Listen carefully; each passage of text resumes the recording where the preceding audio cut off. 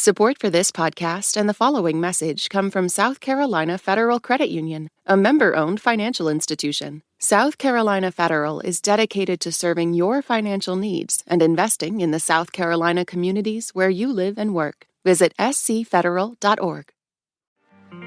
Just a heads up, the show you're about to hear may contain some salty language.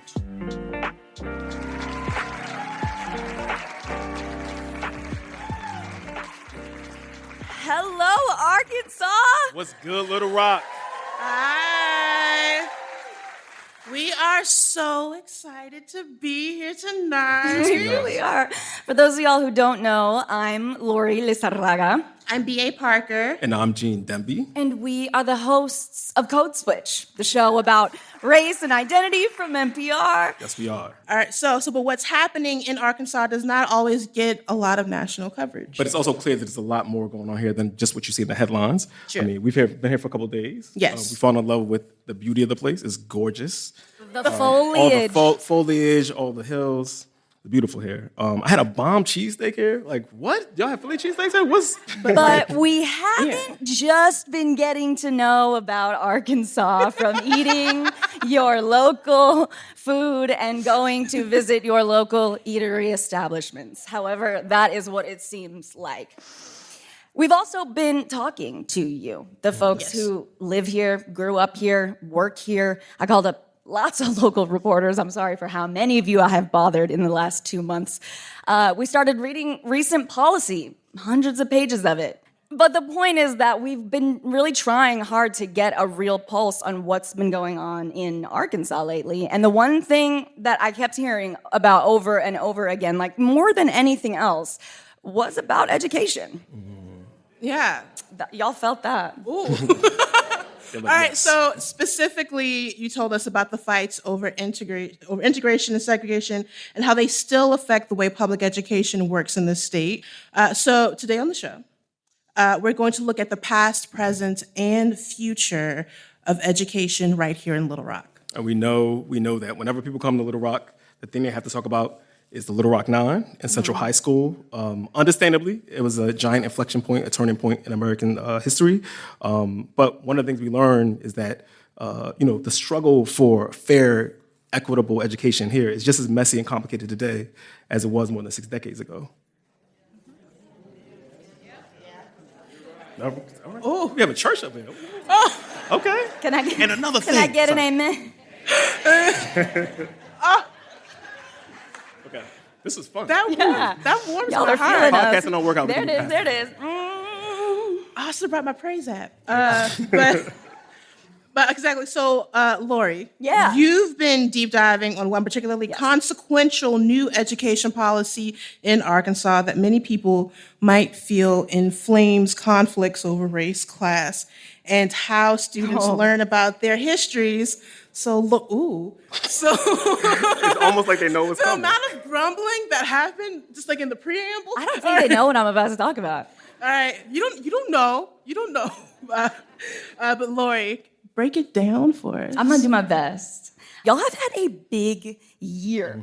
2023, a lot going on in Arkansas. And let's start with the fact that in her first 10 months on the job, Governor Sarah Huckabee Sanders got to work, issued not one, not two, but 28 executive orders. So, she's been busy. A little bit. But the one that we're getting into tonight, the one I think that y'all are anticipating, I'm going to talk about, is the Literacy, Empowerment, Accountability, Readiness, Networking, and School Safety Act. Jesus. Which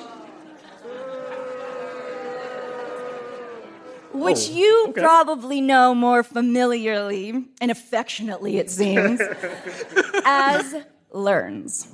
I mean, okay, LEARNS definitely rolls off the tongue easier than with literacy, equity, inclusion, empowerment, accountability, affirmations, readiness, responsibility, and networking, and like all the things. Right. So the name is unwieldy. That is obviously fair. But the acronym is nothing compared to the legislation itself. It's 145 pages. Y'all are laughing because you know. It's 145 pages of reforms, mandates, and many a ban that are all supposed to address what some legislators have called, and maybe some Arkansans have called, Arkansas's failing public school system. So a quick aside, because y'all are getting into it. You're getting involved. So I'm gonna ask you a question. Clap if you went to a public school in Arkansas. All right.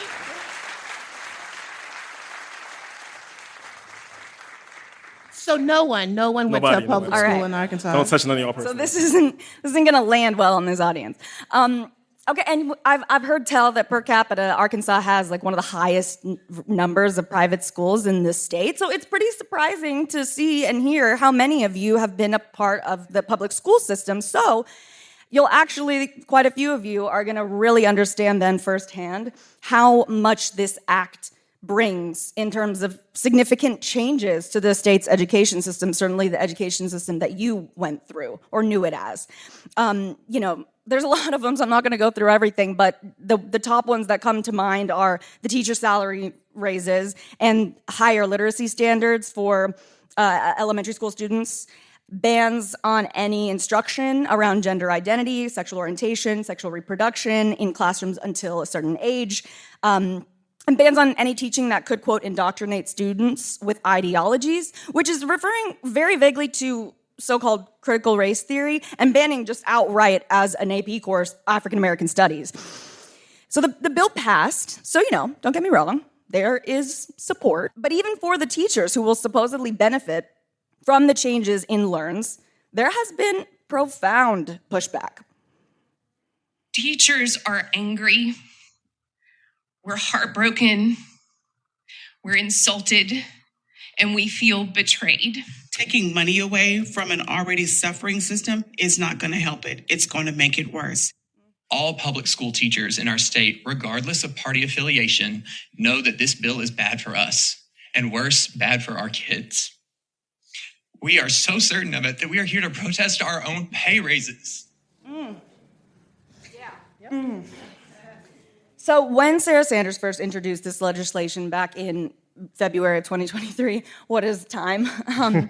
She talked about it as progress, called it access to a quality education for every child, regardless of their race or income, an act of civil rights, including and especially at schools like her alma mater, Central High.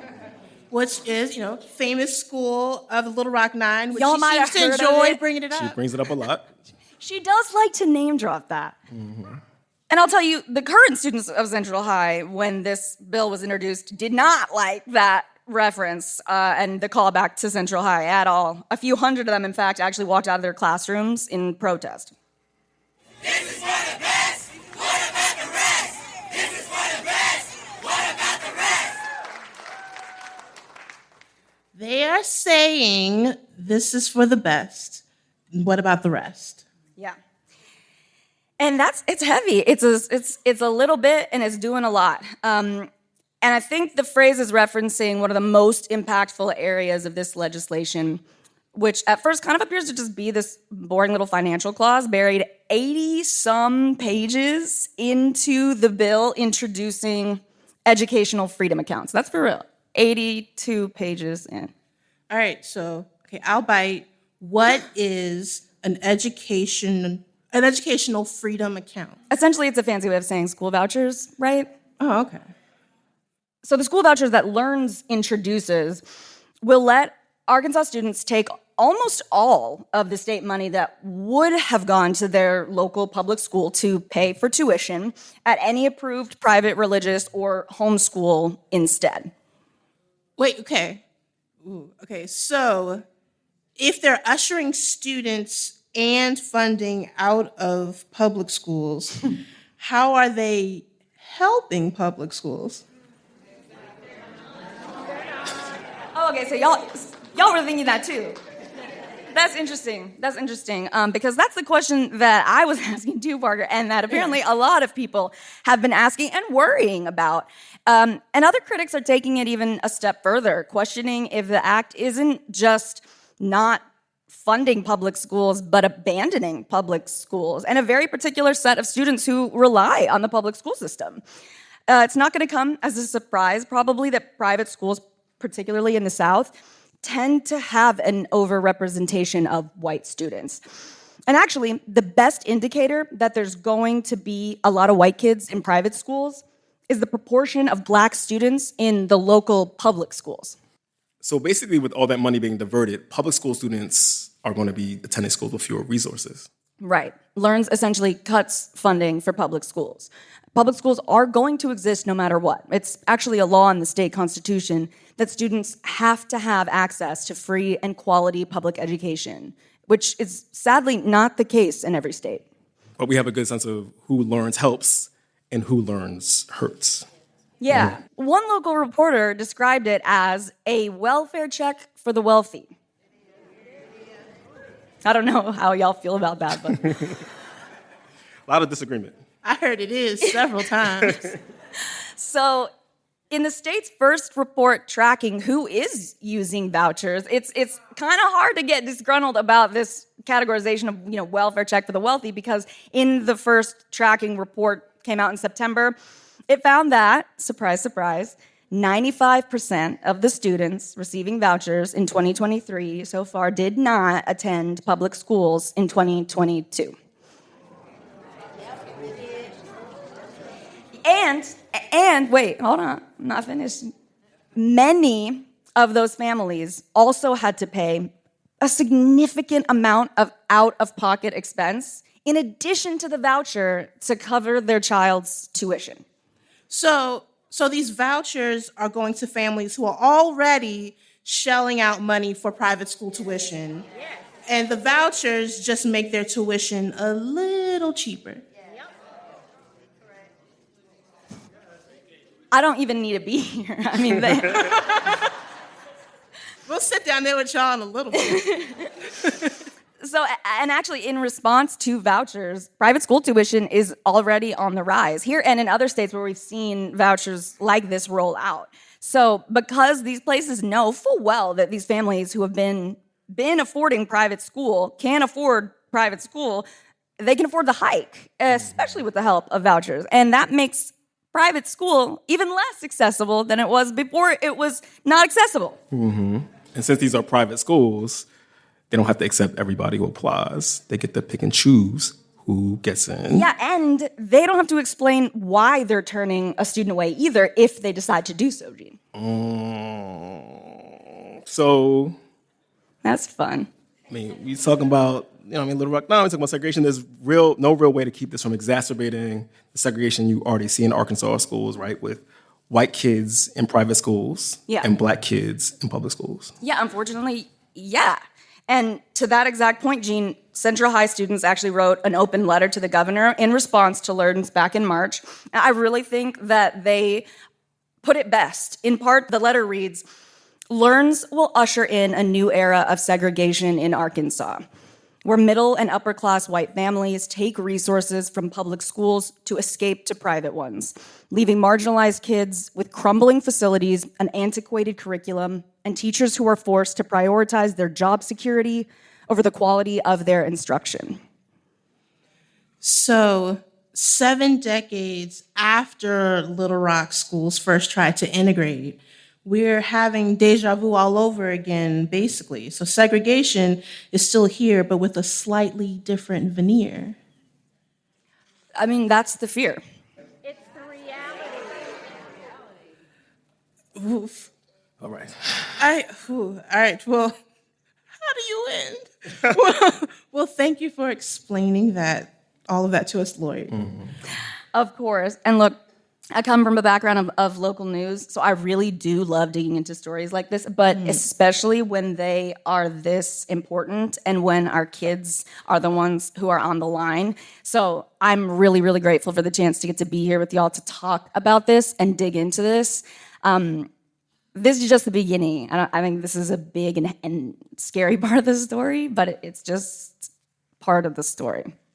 Exactly. And our next guest has actually lived through something that was eerily similar to this. Mm-hmm. And hopefully she can give us some more context for what this has looked like in the past and how to move forward. You've been listening to Code Switch Live in Little Rock, Arkansas. When we come back, we continue examining the past, present, and future of education in Arkansas. This message comes from Apple Card. Reboot your credit card with Apple Card. It gives you unlimited daily cash back that you can now choose to grow in a high-yield savings account that's built right into the Wallet app. Apply for Apple Card now in the Wallet app on iPhone. Apple Card is subject to credit approval. Savings is available to Apple Card owners, subject to eligibility requirements. Savings accounts provided by Goldman Sachs Bank USA. Member FDIC. Terms apply. Support for this podcast and the following message come from South Carolina Federal Credit Union, a member-owned financial institution serving 6 major markets across South Carolina. Their warm, welcoming, and friendly staff are eager to help you turn your financial dreams into a reality. South Carolina Federal Credit Union invites you to become part of their family today. Learn more at scfederal.org, insured by NCUA.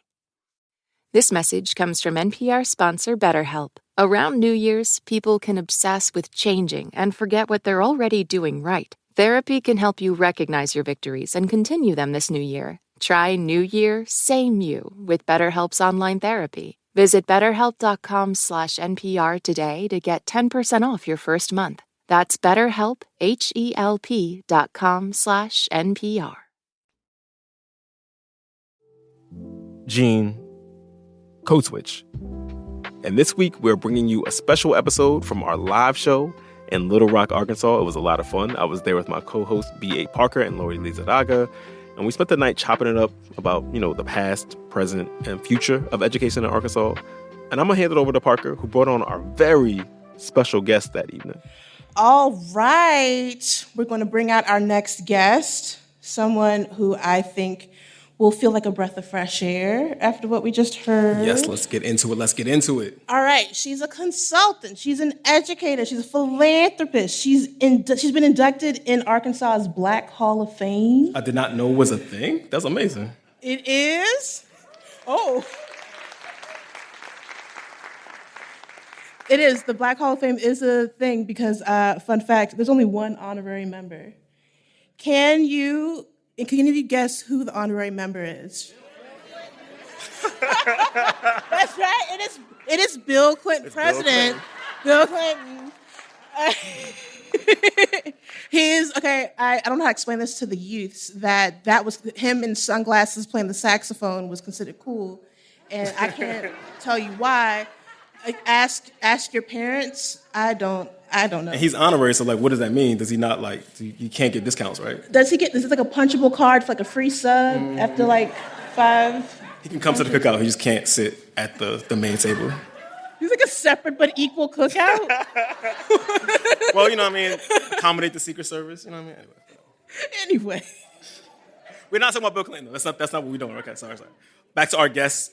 When she was 15 years old, she became one of the students in the second cohort to desegregate Arkansas schools. Tonight, she's here to give us some insight on an ellipsis in Arkansas education history.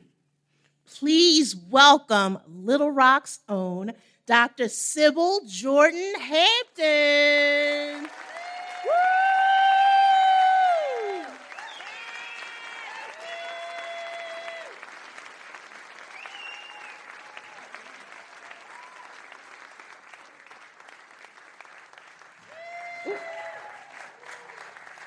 Got you. Ooh. Dr. Hampton, thank you so much for taking the time out to talk with us this evening. Now, I grew up knowing about the Little Rock Nine. That was in 1957, and it's such a big part of Black history discussions, but one thing that I had just never knew about was the lost year. That's when Governor Orville Faubus shut down all the high schools in Little Rock from 1958 to 1959. And that's because he didn't want them to continue integrating. But what was the lost year like for you? Well, I was 14 years old and I was in junior high school. Mm-hmm. So the lost year was something that I observed in families that had students who would be in high school.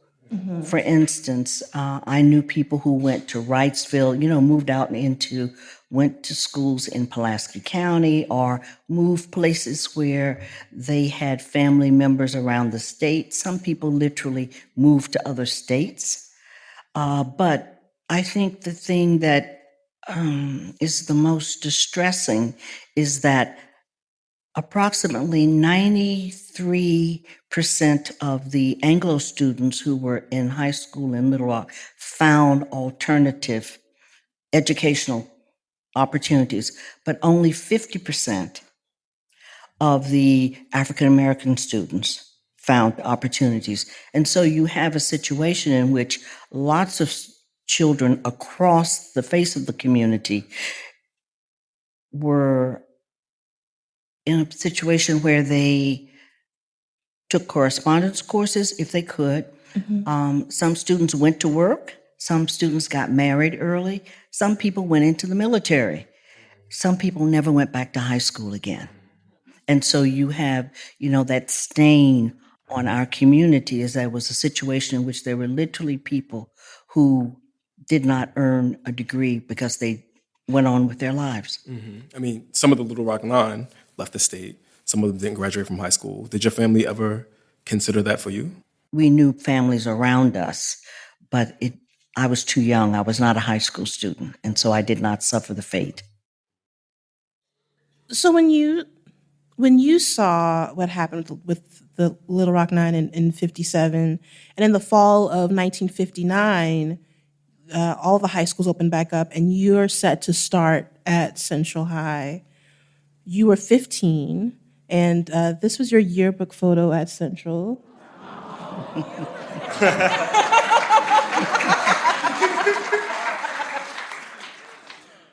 How you see that, girl?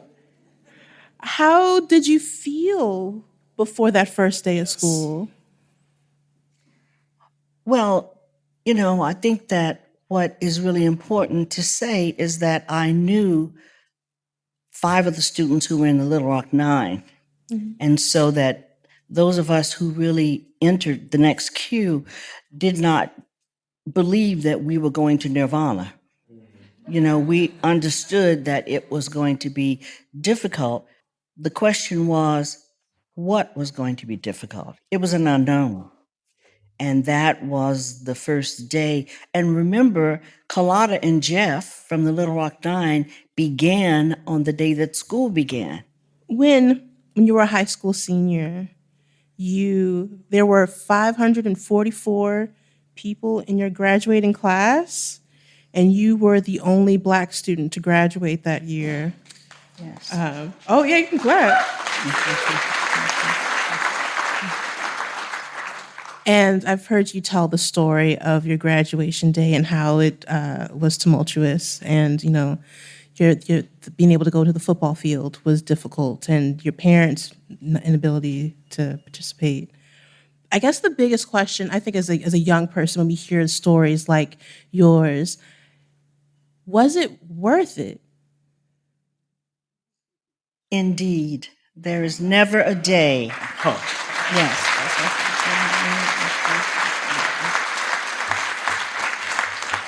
There is never a day in which I ever question, should I have done that?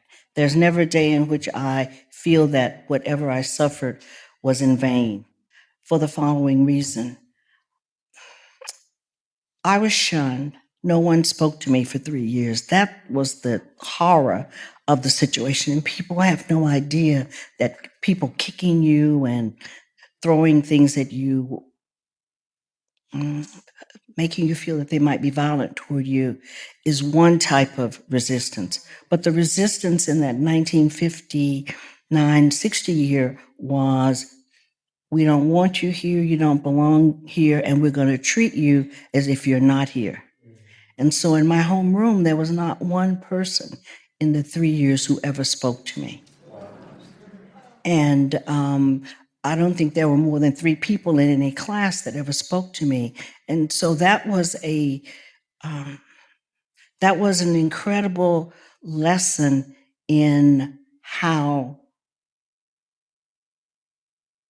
people can send the message that you don't belong, that you don't deserve the respect, you don't deserve human kindness, that you're not on the same level with them as a human being.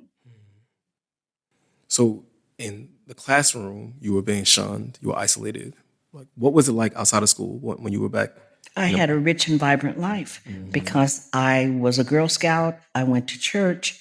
I did things with my friends at Horace Mann. And so that's the other thing, is that the message to say, you don't belong here, we don't want you, was counterbalanced by the love of a community that had made me who I was. And so that is such an important part of what I think the strength we drew was, and the confidence we had came from, we knew who we were. So for people to treat me as if I didn't matter, that was what they were doing. But there was no way in which I didn't know that I mattered, and I did not know that I could continue to quest for excellence and thrive even under those crazy circumstances.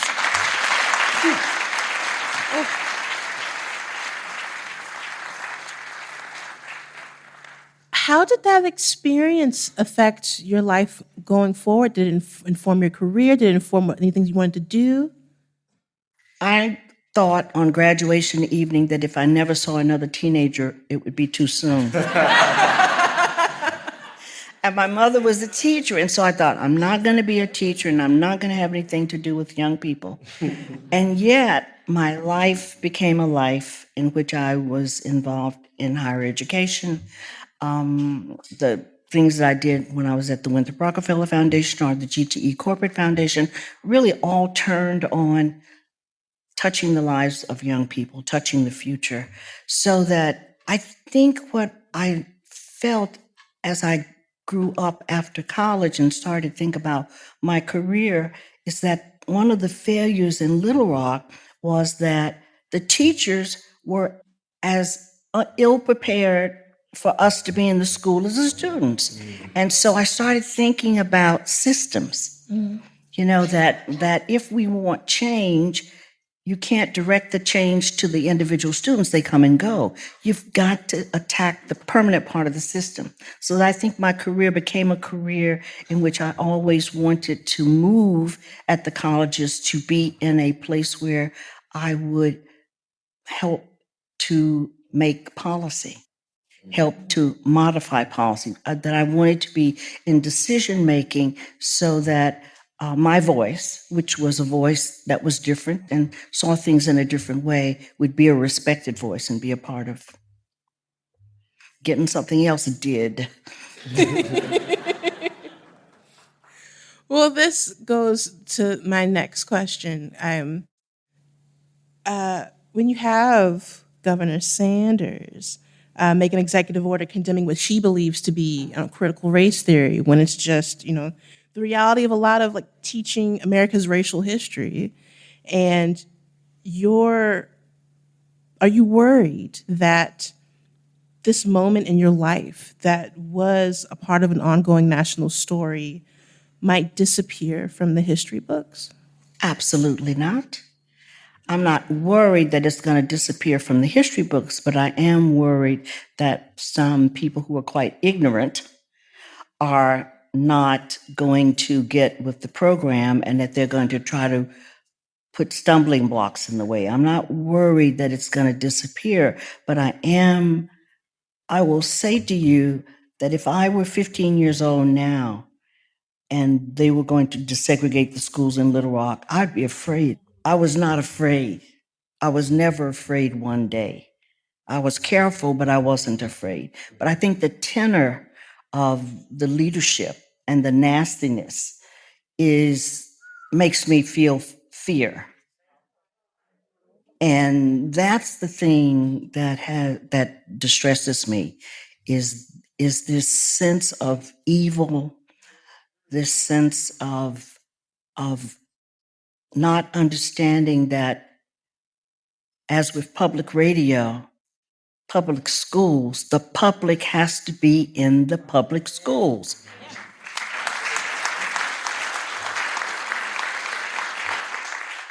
I think what people also don't know about the lost year is that not only did the governor make the decision, but the legislature met prior to that time, passed probably about 15 laws that impacted the situation. And one of the laws that was passed that is most interesting when we think about the LEARNS Act was to make it possible for students who were not Black students, but for students to take the funds that they would have had to go to the public high schools, and they could have used them that year in either private or public high schools. So there is a very interesting link between legislation that was passed in that year of 1968 and where we are today.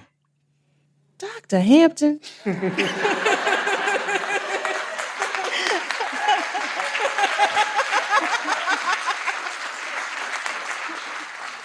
Oh, gosh. Golly. All right. Thank you so much for joining us tonight. It's been amazing to get your thoughts on the past, present, and the future of education in Arkansas. And speaking of the future, we've got an incredibly talented high school student from your alma mater coming up. She's a member of the youth poetry group Righteous Poets. That's righteous with a W. Get it? Righteous. And she has an incredible poem that she's going to perform for us here right now. Give it up for Jakira Franklin.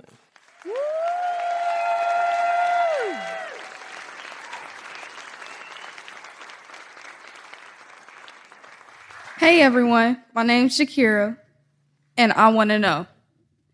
I want to know more about Black history, exact history, fact history, to better understand about my background so that I can get some ground back.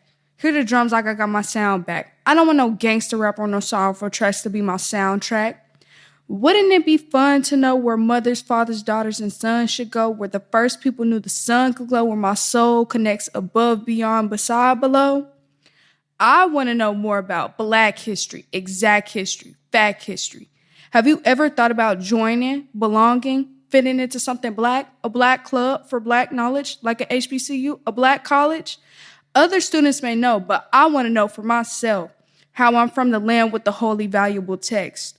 They say the spirit should be well known, helps me grow in my health. Knowing helps me not feel like I'm left out of the curriculum they write, left out of school sites, left out of the basketball game like the kid with no height, simply left outright. That ain't right. I want to know more about Black history, exact history, fact history.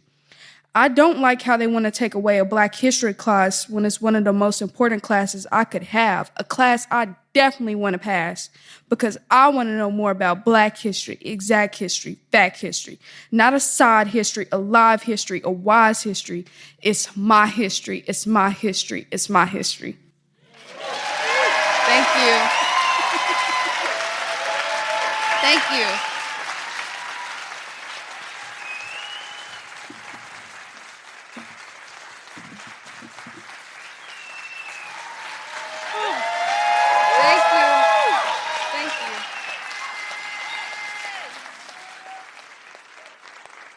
Jakira, thank you so much for that. What inspired that poem? Mr. McAdoo, my art teacher, he helped me write my poem for the first time, and he inspired me. Yeah, this was my first poem ever. And I saw in the news how the governor wanted to take away the AP African American Studies, and I didn't like that, so we wrote this poem together, and that's how it came. That's what's up. Okay. Okay.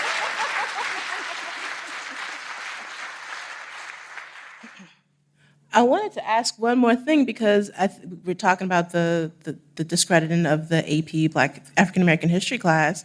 You told us this morning what happened? You applied for the class? Oh, yeah. I applied for it, the course for next year, my junior year. So, if you taking the class anyway, you can do what you're going to do. Go ahead.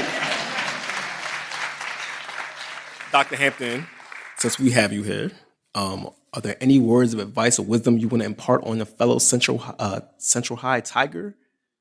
Jakira, you cannot control all of the events that may happen to you, but you can decide to not be reduced by them. And that's what Maya Angelou says. Thank you.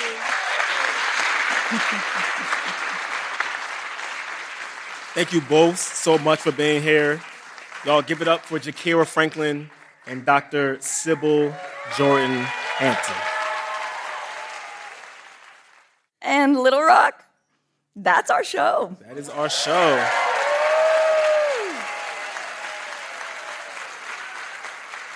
We have so many thank yous, starting especially with the team at Little Rock Public Radio. Oh, yes. Yes. Thank you so much to KUAR for having us here tonight, bringing our team out here, letting us do this with y'all, really, seriously, especially Grace Zafasi, Beth Wells, Jonathan Seaborn, and the entire team at Little Rock Public Radio. Would not be here without y'all. Thank you so much. And a personal thank you to Daniel Breen and Josie Lenora from KUAR, as well as David Ramsey from the Arkansas Times, for all of your help answering every single one of my questions about all things LEARNS. Thank you. Thank you also to the Arkansas Repertory Theater and CWP Productions for hosting us. And to our wonderful guests, Dr. Sybil Hampton and Jakira Franklin. We also need to thank all the people who made this show happen on Code Switch. So a huge thank you to our event director, Leah Crockett, our event producer, Haley Howe. Our sound engineers were Josh Newell, the great, Carly Strange, the magnificent. Our producer and art director is Christina Kalla. Our editor is Leah Danella. Our executive producer is Verlyn Williams. And we would be remiss if we did not shout out the rest of the Code Switch Massive for sitting through us with all these read-throughs, helping us craft this show and get it tight. That's Jess Kung, Xavier Lopez, Dahlia Mortada, Courtney Stein, Julia Carney, and Steve Drummond. That's our team. All right, and last but not least, thank you, our audience.